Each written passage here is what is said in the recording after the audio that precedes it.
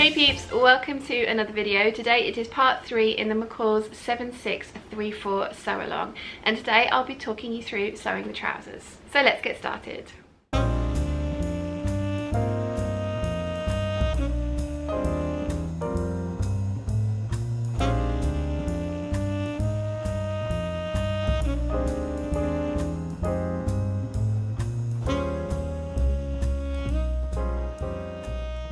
So the first thing it asks us to do is, with right sides together, pin pocket to upper side edge of front matching symbols, stitch, trim, understitch pocket. So it's a lot of instructions for the first step, but we'll get those done now. And before you remove your fabric from your pattern pieces, you want to make sure that you've transferred over any notches, which I've done by snipping into mine, and then you also want to transfer over any markings. So this large circle at the top is how we're going to make our side front match up, so I'm going to put that in as well. So I'm going to put my pin through it and use my friction pen. This fabric is also very similar both sides. There isn't really a very obvious right and very obvious wrong side. You can see there, that's the inside. They're two different sides.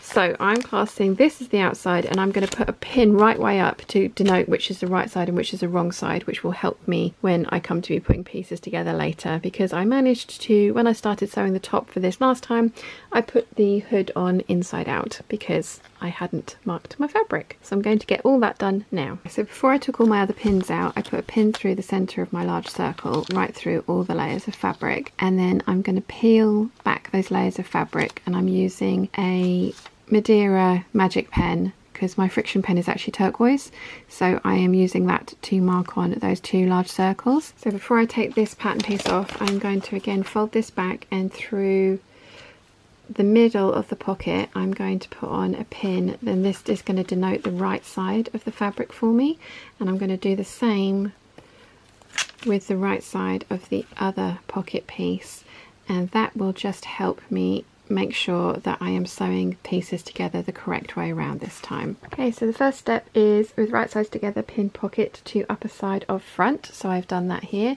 And as you can see, right side, right side, right sides together, I've pinned that edge. I'm now going to sew that on my overlocker. The seam allowance on this pattern is 5/8 of an inch, which is quite large for jersey project. So I'm going to sew it over on my overlocker, which means that I'm going to stitch and trim at the same time. So I'm going to trim this down to 1/4 of an inch whilst I'm sewing it in with the overlocker, so that I can then understitch the pocket in. I have my overlocker all set up here.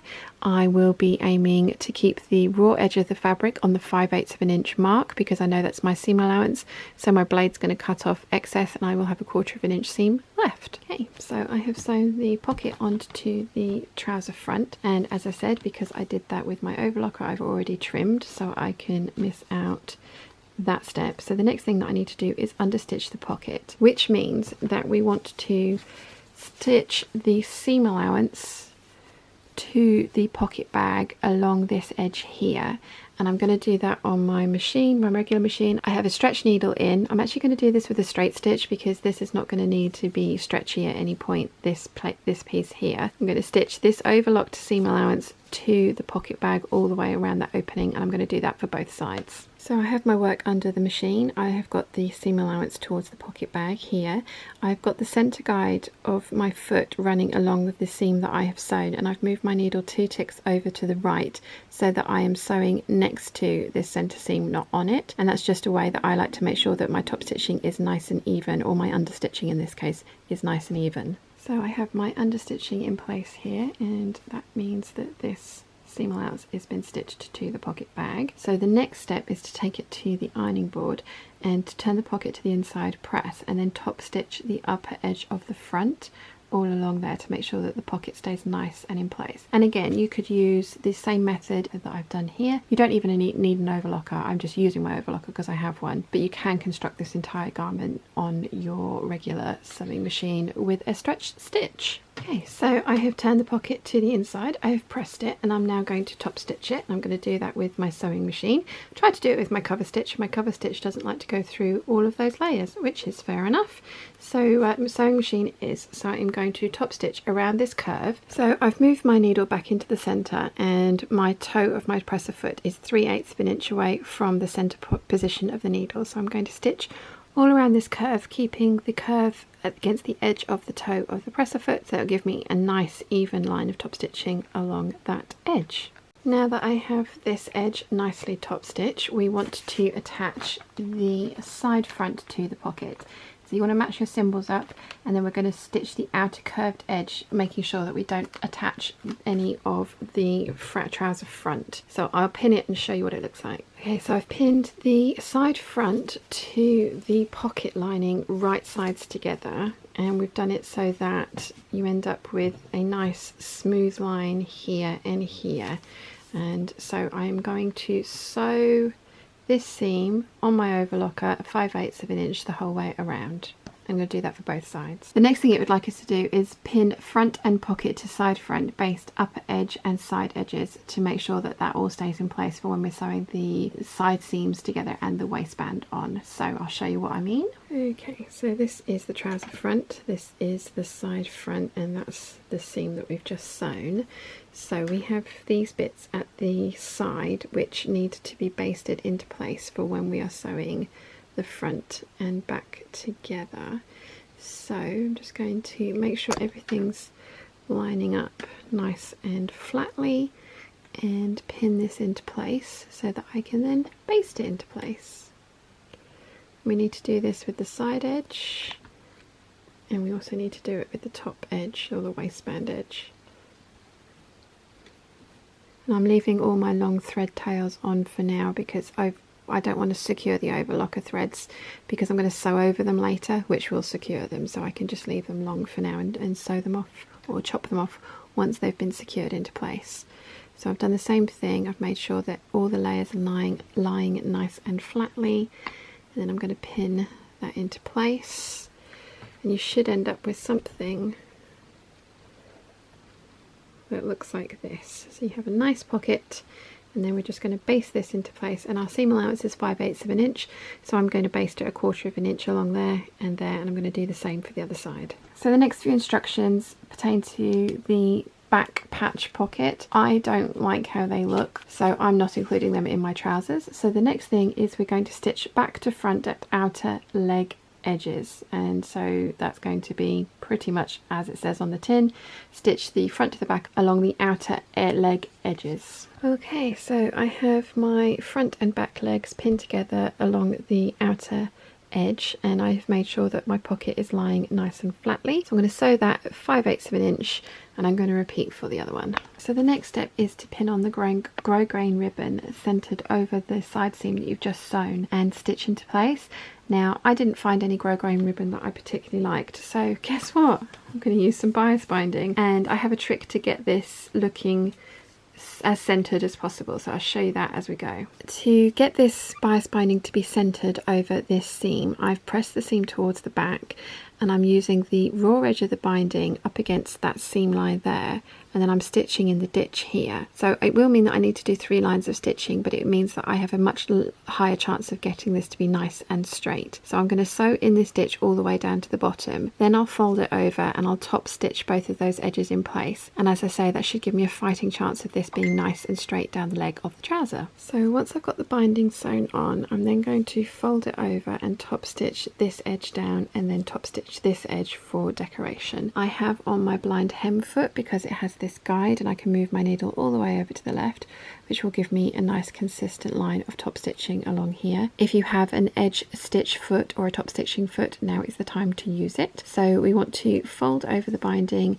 stitch down this edge first, and then decoratively stitch down this edge to match. So you should end up with something that looks a little bit like this. So I'm going to go give that a press, and the next thing that we need to do is sew the inside legs together on each trouser leg. So I'm going to pin that and show you what it looks like. Okay, so the next step is stitch back to front at inner leg edges. So we're going to do that for both of the legs. So I have the trousers right sides together, or the trouser leg right sides together, and I have pinned the inner leg edges together. So we've got the crotch curve here.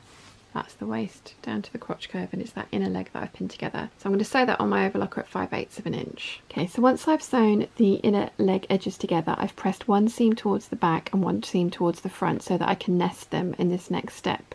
So it's for step 13, it says for crotch seam, turn 1 pant or trouser leg right side out, slip inside remaining trouser leg, stitch, stitch again 1/4 inch away in seam allowance, along curve as shown, trim close to second stitching. So I'm going to be stitching it with my overlocker, so I won't need to do this 2 sets of stitching. The thing you need to watch out for here is to make sure that you are getting the right sides together and the fronts together. I'm in my comfies making comfies. So I have turned one of the trouser legs the right way out, and I'm now going to feed that one inside of the other trouser leg, which remains inside out. And I want to make sure that I am getting the crotch seams lined up and the side seams lined up, because you don't want to sew them twisted. Like I mentioned, I've pressed one towards the front and one towards the back, which will help me to nest these seams at the crotch, which will mean that there's not too much bulk and that the seam should meet perfectly. So I'm going to pin that in first, and then I'm going to pin in all around the crotch seam from front to back, so that I can then stitch it on the overlocker. I'm going to match up the notches, so we've got 3 notches at the back. Match up the top front edge. So once I'm happy I've got that all nicely aligned, I'm going to sew a 5/8 inch on my overlocker. And as you can see here, I've got one seam allowance going towards the left, my left, and then the other seam allowance is going towards my right. So I am going to sew this at 5/8 inch, and then we can turn it inside out. We'll turn it right side out and we will have something that's starting to resemble trousers. Okay, so once you have sewn your crotch seam in, we can turn these out, and fingers crossed we should have something that resembles trousers. Fingers crossed. We have trousers with fancy schmancy bits on the side.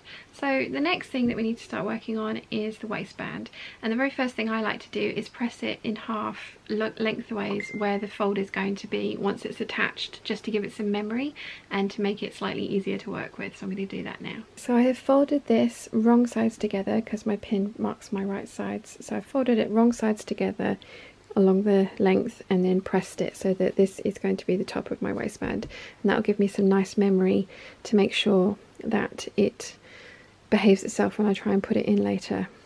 So the next thing to do is sew the 2 short ends together.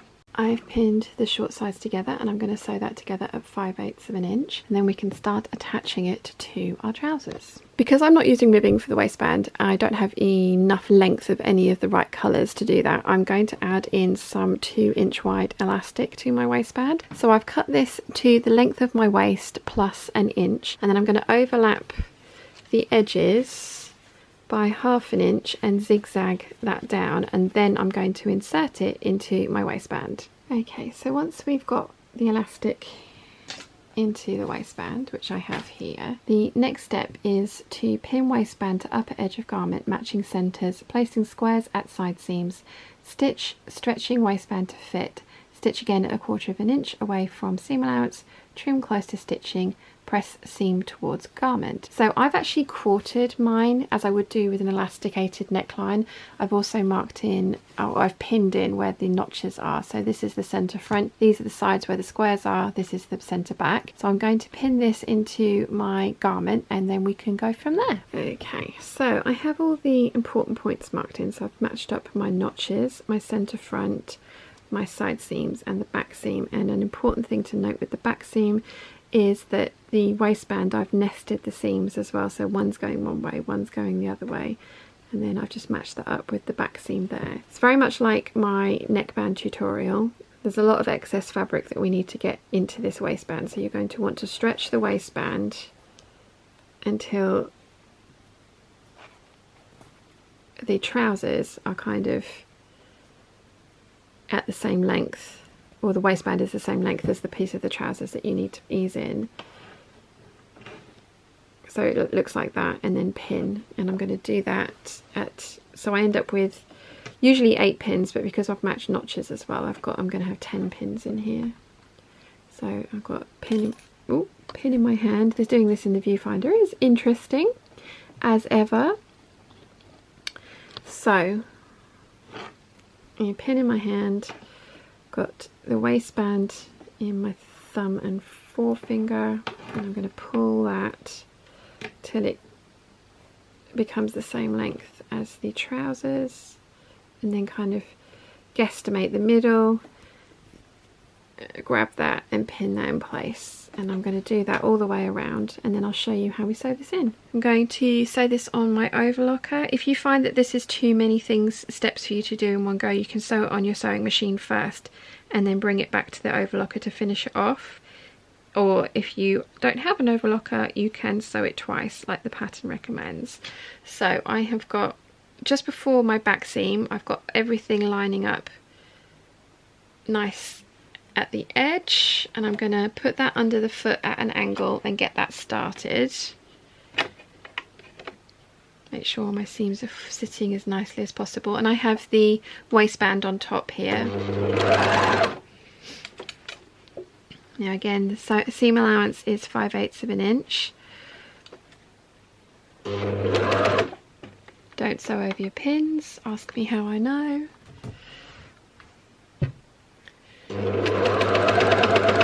Okay, so I've got it started, and it's under the materials in the needle. So what I want to do now is I want to pull my waistband taut so that it becomes the same length as the section of trouser that I'm trying to sew it into. And again, I am making sure that everything is lining up, and then when you come to the pin, you want to sew close to it, keep pressure on your finger and like readjust, and we're going to do the same thing again. So we're going to pull the waistband until it's the same length as the trouser that it's going into.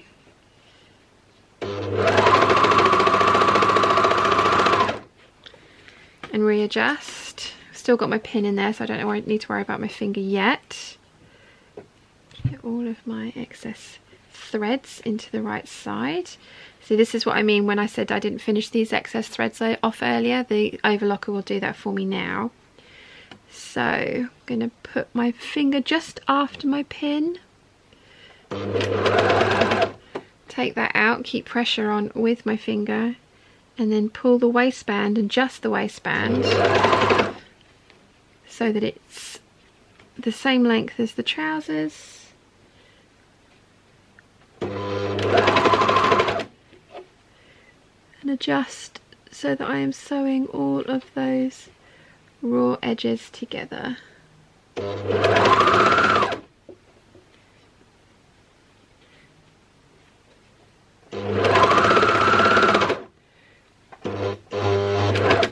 Try and stop with your needles down when you do this, so that when you're pulling on your fabric, you're not pulling everything out of alignment.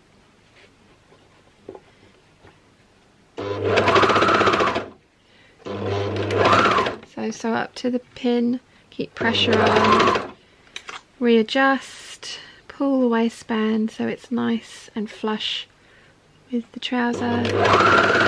Keep going. We're at the centre front now.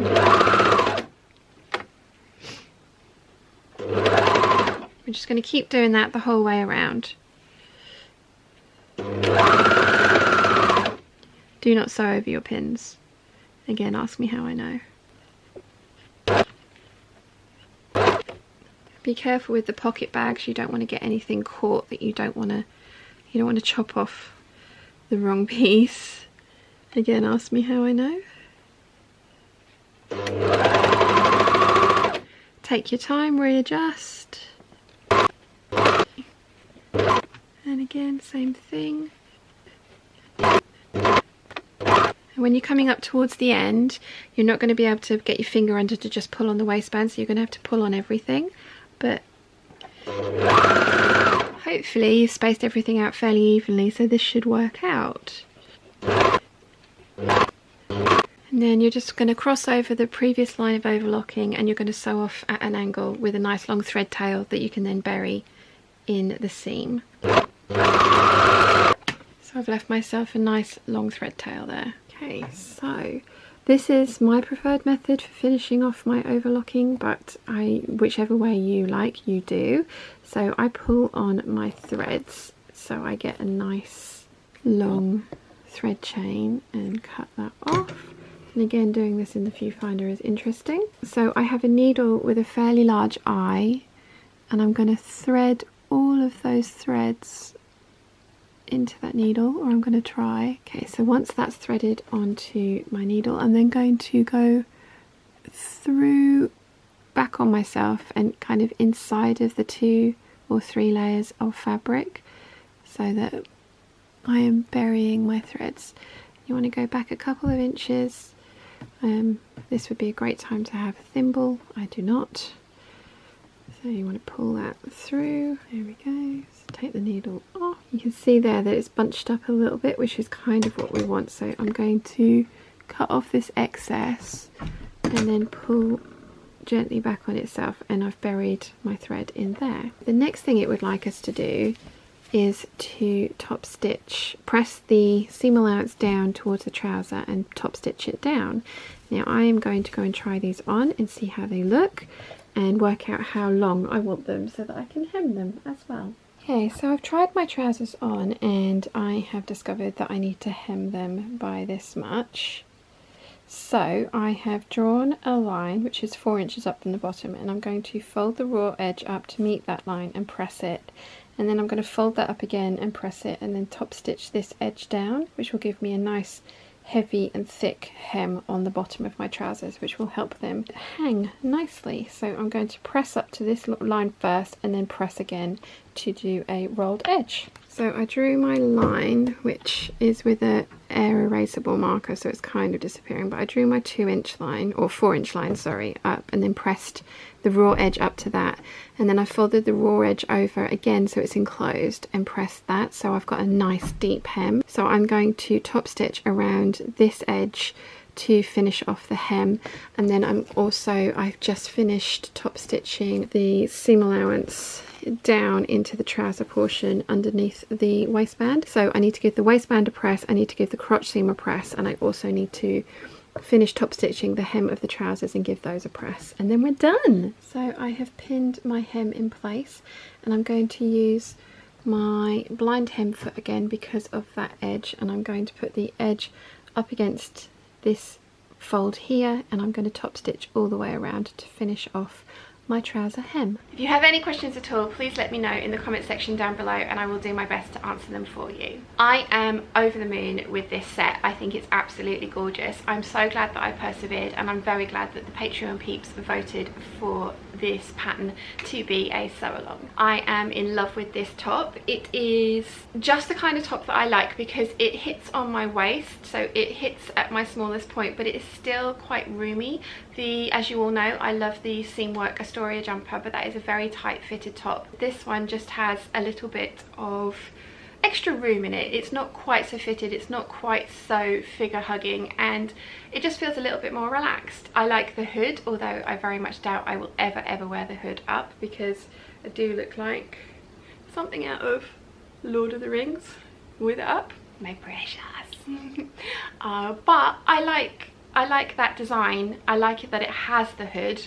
I like how that sits back like this. I enjoy this detailing here with the different coloured overlocking thread. I used navy blue because I had set up the turquoise on my cover stitch machine, but I didn't use my cover stitch machine on this once. I didn't need to, so I could have used the turquoise, but I quite like the pop of navy blue thread that we've got there. Another thing that I'd really like to get is the multicoloured, rainbow coloured overlocker thread. I think that would look really cool as well. Big Bird and I discussed adding the trim to the sides of the sleeves and also the sides of the trousers, and I was kind of umming and ahhing about it, and I was erring on the side of no, because the pattern actually calls for grey grain ribbon and I couldn't find one that I really liked. But when I put this bias binding over the top, I found that I really liked how this looked, and I thought that it was a good compromise because it's that added bit of interest, but because it's so similar in tone to the actual fabric, whilst it's there, it's not in your face. I can definitely see myself making more of these with some in your face trims now that I've seen how they look, but I think it does just elevate it. Like, it's tuxedo stripes down the side, and I think that's awesome. I really like it. This is incredibly comfortable. I feel it's quite smart as well. I can see myself wearing both pieces with other things and obviously together. It is very warm. I am hot at the moment in time. In fact, I have cracked all of the windows open in my house because I am that hot. It's very warm and nice and snuggly, which is exactly what you need for this time of year. I used cording that I bought from eBay. I have the cord ends and the eyelets, which I got from my regular supplier. So again, all of the supplies for everything that I listed will be in the description bar down below. As I mentioned, this pattern was voted for by my Patreon peeps, and you shall see a long list of their names scrolling by really fast because there is so many of you down below. I want to say thank you very much to every single one of you for taking the time to vote on the pattern that I should be doing a sew along for, and also for your continued support. It really does mean the world to me, and it does mean that I can continue to make this channel what it is and what you guys are loving. So thank you very much to every single one of the people whose names you can see scrolling along down here. It's incredibly amazing of you to support me financially, so thank you very much. It is very much appreciated. So yeah, I have more of these planned. I have the feeling that this is going to be another one of those ones in my wardrobe that more than 5 get made, because it is this comfy, and this like I say, I feel quite smart in it. It doesn't look like a basic jogger set. It looks really nice, and I have so many French terries in my stash that it's going to look amazing made up like that. I also have some more ponties. This ponty is from the fabric room, and again, it will be listed down below for you. Yeah, I have lots and lots of fabrics that would look amazing in this set, and again, as I say, definitely will be making separates as well. Some of the French terries I will only have enough to make the top, but that's fine because as I say, I can see myself wearing this with jeans. And yeah, I'm really pleased with it, So I hope you have enjoyed the sew along. I hope you've enjoyed this video. If you have, please give it a thumbs up. If you haven't yet, please subscribe, and I will see you again very soon. Bye.